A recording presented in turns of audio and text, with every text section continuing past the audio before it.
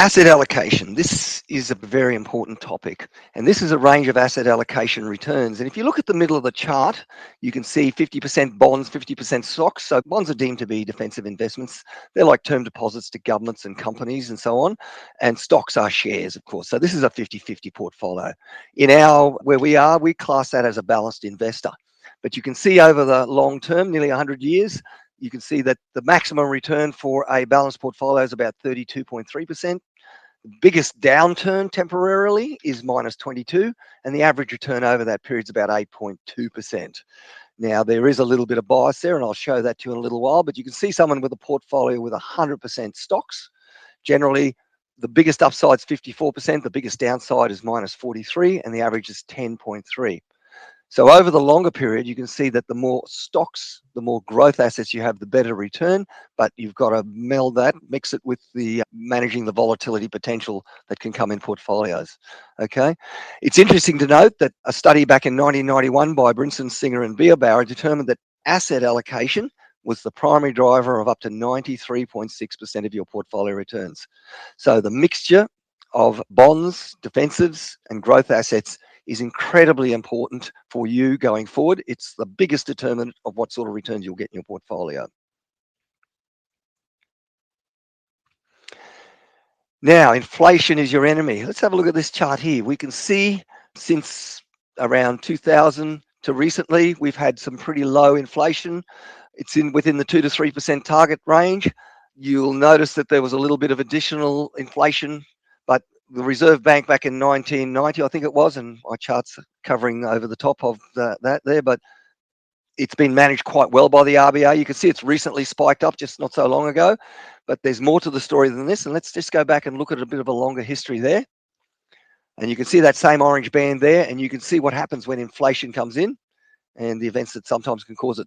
So inflation is very insidious to portfolios, and it needs to be managed well, and you need to keep an eye on your assets to make sure that you're protected against the eroding effects of inflation.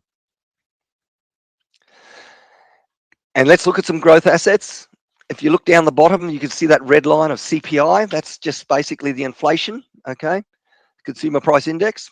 If you look at the cash there, this includes the returns, the cash flow returns. You can see cash 30-year period, would have had you up to about 30,000, 33,000. And if you go up the chart, you can see Australian bonds, okay? And then listed property, international shares, Australian shares and US shares. And you can see US shares have quite solidly performed quite well, okay? So there's a mixture of assets, and we recommend that you obviously have a diversified portfolio, a mixture of all those assets to protect you from the sudden shocks like you can see here back in, I think it's around 2009, okay? The GFC, as everyone's aware of. So what's our investment philosophy here at Future Wealth Advisors? Environment and strategy are the most important considerations to start with. Obviously, having your money outside of super, invested ordinary, it's subject to ordinary taxes, capital gains taxes, income taxes, and so on.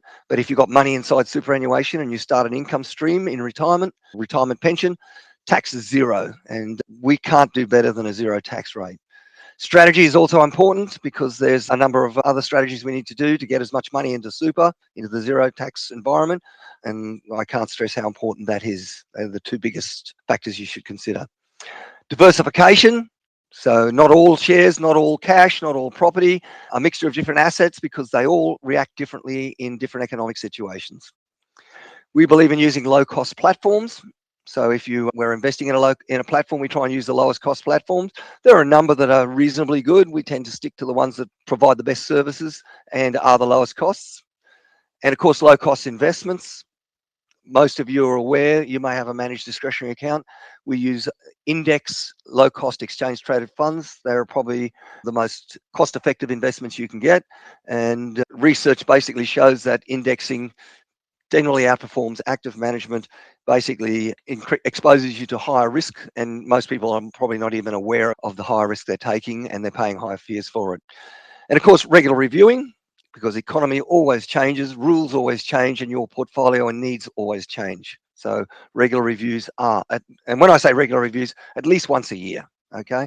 Excessive reviews is not necessarily, and I do hear some people get quarterly reviews, half-yearly reviews. Modern portfolio theory dictates to us that if you're changing, rebalancing portfolios too regularly, you're really just wasting people's money with excessive transactions. And that's the last thing we want to do.